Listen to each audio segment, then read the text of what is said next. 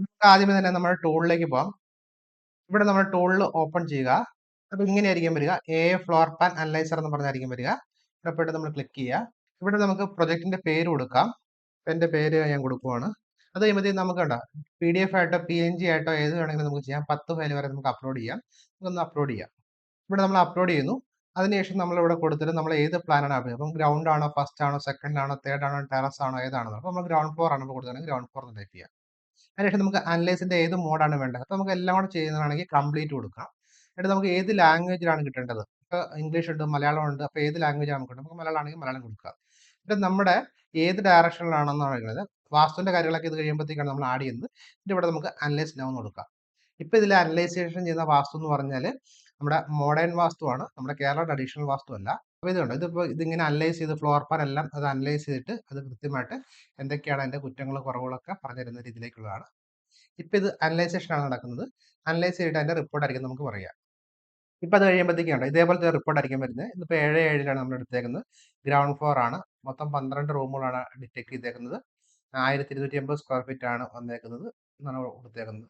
നമുക്ക് ഓരോന്നിനെ പറ്റി നോക്കാം. ഈ പ്ലാനിങ്ങിന്റെ സ്ട്രെങ്ത് എന്താണ്, ഇതിനകത്ത് എന്തൊക്കെയാണ് ഉള്ളത് എന്നുള്ളത് ഇതുപോലുള്ള കാര്യങ്ങളാണ്. പിന്നെ ഇതിനകത്ത് കൊടുത്തേക്കുന്ന വാസ്തു ബേസ് ആയിട്ടുള്ളത് നമ്മുടെ ട്രഡീഷണൽ കേരളയല്ല. അപ്പോൾ വാസ്തുവിന്റെ കേസുകൾ നിങ്ങളിപ്പോൾ തൽക്കാലം അത്തരം നോക്കണ്ട. ബാക്കിയുള്ള കാര്യങ്ങളായിരിക്കും നിങ്ങളിപ്പോൾ നോക്കേണ്ടത്. അത് കഴിയുമ്പോൾ റൂംസ് എടുത്തു കഴിഞ്ഞാൽ ഓരോ റൂമുകൾക്കും എവിടെയാണ് എന്താണ് എൻ്റെ ലൈറ്റനിങ് എക്സലന്റ്, എന്തൊക്കെയാണ് പ്രൈവസി, എന്താണ് സ്റ്റോറേജ്, എന്താണ് അതുപോലെ തന്നെ അത് ആർക്കിടെക്ടിന്റെ പോയിന്റ് ഓഫ് വ്യൂ, സ്ട്രക്ചർ എഞ്ചിനീയറുടെ പോയിന്റ് ഓഫ് വ്യൂ, ബിൽഡറുടെ പോയിന്റ് ഓഫ് വ്യൂ, വാസ്തു കൺസൾട്ടന്റിന്റെ പോയിന്റ് ഓഫ് വ്യൂ, ഇതുപോലുള്ള റെക്കമെൻഡേഷൻ എന്തെങ്കിലും ഇഷ്യൂസ് ഉണ്ടോ, അതിനകത്ത് എന്താണ് റെക്കമെൻഡേഷൻ ചെയ്യുന്നത്, ആ രീതിയിലുള്ള ഓരോ റൂമുകളായിരിക്കും ഇവിടെ. അപ്പോൾ ഓരോ ഫീൽഡിലുള്ള ആൾക്കാർ പറയുന്ന രീതിയിൽ എങ്ങനെയാണെന്നുള്ളതാണ് പറയുന്നത്. ഇത് എക്സാക്ട് കൃത്യമായിരിക്കത്തില്ല, പക്ഷെ നമുക്കൊരു ജനറൽ ആയിട്ടുള്ള ഒരു ഐഡിയയും കാര്യങ്ങളും കിട്ടാൻ വേണ്ടി നമുക്കിത് ഉപയോഗിക്കാൻ പറ്റും. ഓരോ റൂമിനെ പറ്റി ഇതേപോലെ കൊടുത്തിട്ടുണ്ട് എന്താണെന്നുള്ളത്. അത് ഒരാളുടെ പോയിന്റ് ഓഫ് വ്യൂ അല്ല, ആർക്കിടെക്ടിന്റെ പോയിന്റ് ഓഫ് വ്യൂ, സ്ട്രക്ചർ എഞ്ചിനീയറിന്റെ പോയിന്റ് ഓഫ് വ്യൂ, ബിൽഡറുടെ point of view, space optimisation, vastu, ഇങ്ങനെ ഈ രീതിയിലേക്കായിരിക്കും ഞാൻ ഉപയോഗിച്ചിട്ട് നമ്മൾ ചെയ്തേക്കണേ. അത് കഴിയുമ്പോഴത്തേക്കും നമുക്ക് ഫർണിച്ചറുകൾ എന്ന് വെച്ചാൽ ഇപ്പം കൃത്യമായിട്ടുള്ള വാതിലിന്റെ ജനത സ്ഥാനം കാണിച്ച് ഓരോ മുറിയിലും ഇപ്പൊ കൊടുക്കാൻ പറ്റുന്ന ഏതൊക്കെയാണ് അതിന്റെ സൈസുകൾ, കിങ് സൈസ് ബെഡ് അതിന്റെ സൈസ് എത്രയാണ്, അതുപോലെ തന്നെ എവിടെയൊക്കെയാണ് വെക്കാൻ പറ്റുക, ആ രീതിയിലേക്കുള്ള എല്ലാ റെക്കമെൻഡേഷൻ ചെയ്യുന്നത് വെച്ചാൽ ഒപ്റ്റിമൈസേഷൻ ബെസ്റ്റ് ഫിറ്റ് ചെയ്യുന്ന ഫർണിച്ചർ വരുന്ന രീതിയിലേക്ക് ഓരോന്നും എവിടെയൊക്കെയാണെന്നുള്ളതിന് കൃത്യമായിട്ടുള്ളത് കൊടുത്തിട്ടുണ്ട്.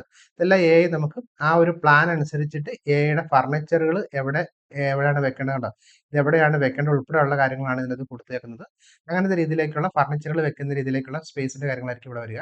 അത് കഴിയുമ്പോഴത്തേക്ക് ഇവിടെ സ്പേസ് വന്നു കഴിഞ്ഞാൽ ആ സ്പേസിന്റെ അകത്ത് നമുക്ക് കൃത്യമായിട്ട് എത്ര ദൂരമാണ് മാക്സിമം സ്പേസ് കിട്ടണമെന്നുണ്ടെങ്കിൽ എങ്ങനെയാണ് ചെയ്യേണ്ടത് ഉൾപ്പെടെയുള്ള കാര്യങ്ങളായിരിക്കും വരിക. സർക്കുലേഷൻ അങ്ങനെ ഈ രീതിയിലേക്കാണ് കൊടുത്തേക്കുന്നത്. ഇത് ഫർണിച്ചർ വെക്കാനുള്ളത്, മാക്സിമം സ്പേസ് കിട്ടാനുള്ളത്. അത് കഴിയുമ്പോഴത്തേക്കും ഇതെല്ലാം ഡീറ്റെയിൽഡ് റിപ്പോർട്ടാണ് കിട്ടുന്നത്. ഓരോന്നിനെ പറ്റി നമുക്ക് വായിച്ച് പഠിച്ച് നിങ്ങൾക്ക് വീട് വെക്കാൻ പോകുന്ന ആൾക്ക് കൃത്യമായിട്ട് നോക്കാൻ പറ്റും. അതുപോലെ തന്നെ വാക്ക് വേസ് വെച്ചാൽ നമ്മൾ നടക്കുമ്പോഴത്തേക്കുള്ള സ്പേസ് ഉണ്ടല്ലോ. ശരിക്കും പറഞ്ഞാൽ ഇവിടെ കറണ്ടിൽ 152 സെന്റിമീറ്റർ ആണ് കൊടുത്തേക്കുന്നത്. അത് വേണമെങ്കിൽ 122 സെന്റിമീറ്റർ ആയിട്ട് കുറയ്ക്കാൻ പറ്റും. ഉള്ളത് ഉണ്ട്. അപ്പോൾ ലിവിംഗ് റൂം ഡൈനിങ് റൂം വഴി 122 സെന്റിമീറ്റർ, അത് 137ലേക്ക് കുറച്ച് കഴിഞ്ഞാൽ സ്പേസ് സേവ് ചെയ്യാൻ പറ്റും. അപ്പോൾ ഈ രീതിയിൽ കൃത്യമായിട്ട് നമുക്ക് ചെയ്യണം. പിന്നെ ഇവിടെ കണ്ടോ, ഇവിടെ ആകെ 84 സെന്റിമീറ്റർ ഉള്ളൂ കണ്ടോ. അതുപോലെ നമുക്ക് കുറച്ച് 107 സെന്റിമീറ്ററെങ്കിലും വേണം. അപ്പോൾ ഈ രീതിയിലേക്കുള്ള കാര്യങ്ങളൊക്കെ അവർ കൃത്യമായിട്ട് സ്പേസ് എങ്ങനെയാണ് നമുക്ക് അവിടെ വാക്ക് വേസും കാര്യങ്ങളൊക്കെ നമുക്ക് സേവ് ചെയ്യാൻ പറ്റുന്നതും നമ്മൾ ടൈറ്റ് ആയിട്ട് പോയത്. ഇവിടെ ടൈറ്റ് ആണ്, ഇവിടെ 86 സെന്റിമീറ്റർ ഉള്ളൂ. അപ്പോൾ അത് ഒരു 95 സെന്റിമീറ്റർ എങ്കിലും ആക്കണം എന്നാണ് അവർ പറഞ്ഞത്. അപ്പോൾ ആ രീതിയിലേക്കുള്ള എല്ലാം കൃത്യമായിട്ട് പറഞ്ഞുതരും. അതുപോലെ നമുക്ക് റെക്കമെൻഡേഷൻ, നമുക്ക് എന്തൊക്കെയാണ് നമുക്ക് ക്രിട്ടിക്കൽ ആയിട്ടുള്ള കാര്യങ്ങൾ, എങ്ങനെയാണ് നമുക്ക് റെക്കമെൻഡേഷനും കാര്യങ്ങളും ചെയ്യാൻ പറ്റുക, അതുള്ള കാര്യങ്ങളാണ് ഇവിടെ തരുന്നത്.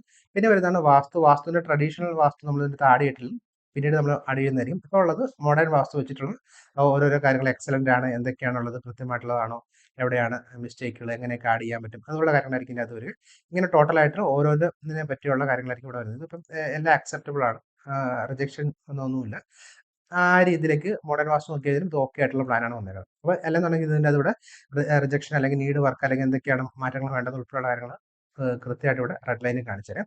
അതുപോലെ തന്നെ എക്സ്പേർട്ട് നോട്ട്സ്, ആർക്കിടെക്ടിന്റെ പോയിന്റ് ഓഫ് വ്യൂവിൽ ഈ ഒരു ഫ്ലോർ പ്ലാനെ പറ്റിയുള്ള എന്തൊക്കെയാണ് നല്ല കാര്യങ്ങൾ, എന്തൊക്കെയാണ് തെറ്റായിട്ടുള്ള കാര്യങ്ങൾ, സജഷൻസ് എന്തൊക്കെയാണ്, ഇതിനകത്ത് മസ്റ്റായിട്ടും ചെയ്യേണ്ട കാര്യങ്ങൾ എന്തൊക്കെയാണ്, സ്ട്രക്ചർ എഞ്ചിനീയറിന്റെ പോയിന്റ് ഓഫ് വ്യൂ എന്തൊക്കെയാണ്, അല്ലെ ബിൽഡറുടെ പോയിന്റ് ഓഫ് വ്യൂ എന്തൊക്കെയാണ്, ഇന്റീരിയർ ഡിസൈനിന്റെ പോയിന്റ് ഓഫ് വ്യൂ എന്തൊക്കെയാണ്, നല്ലത് എന്തൊക്കെയാണ്, മോശം എന്തൊക്കെയാണ്, ഈ രീതിയിലേക്കുള്ള സ്പേസ് ഒപ്റ്റിമൈസേഷൻ ചെയ്യുന്ന രീതിയിൽ വാസ്തുവിന്റെ പോയിന്റ് ഓഫ് വ്യൂ എന്തെങ്ങനെയാണ്, ഈ രീതിയിലേക്കുള്ള ഡീറ്റെയിൽഡ് റിപ്പോർട്ട് ആയിരിക്കും തരിക. അപ്പോൾ ഒരു വീട് വെക്കാൻ പോകുന്ന ആൾക്ക് ജസ്റ്റ് പ്ലാൻ കിട്ടിക്കഴിഞ്ഞാൽ ഇതിലേക്ക് കൊടുത്തു കഴിഞ്ഞാൽ ഓട്ടോമാറ്റിക് ആയിട്ട് കുറെ കാര്യങ്ങളുടെ മനസ്സിലാക്കാൻ പറ്റും. എന്നിട്ട് ഇതിന്റെ അകത്ത് നിങ്ങൾക്ക് നല്ല നല്ല കാര്യങ്ങൾ എടുത്തിട്ട് നിങ്ങൾക്ക് അത് എഞ്ചിനീയറുമായിട്ടോ അല്ലെങ്കിൽ ആ ചെയ്യുന്ന ആളുകളോട് സംസാരിച്ചതിന് ശേഷം നിങ്ങൾക്ക് കുറച്ചും കൂടെ മനസ്സിലാക്കിയിട്ട് അതിന്റെ വ്യത്യാസങ്ങളും കാര്യങ്ങളൊക്കെ വരുത്താൻ പറ്റും. ഇത് AI ഉപയോഗിച്ചിട്ട് ഇതിന് വേണ്ടി മാത്രം നമ്മൾ ഡെവലപ്പ് ചെയ്തേക്കുന്ന ഒരു സോഫ്റ്റ്വെയർ ആണ്. അപ്പോൾ ഈ രീതിയിലേക്ക് കൃത്യമായിട്ട് നമുക്ക് ഓരോരോ റൂമുകളെ പറ്റിയായിട്ട് നമുക്ക് അറിയാൻ പറ്റും.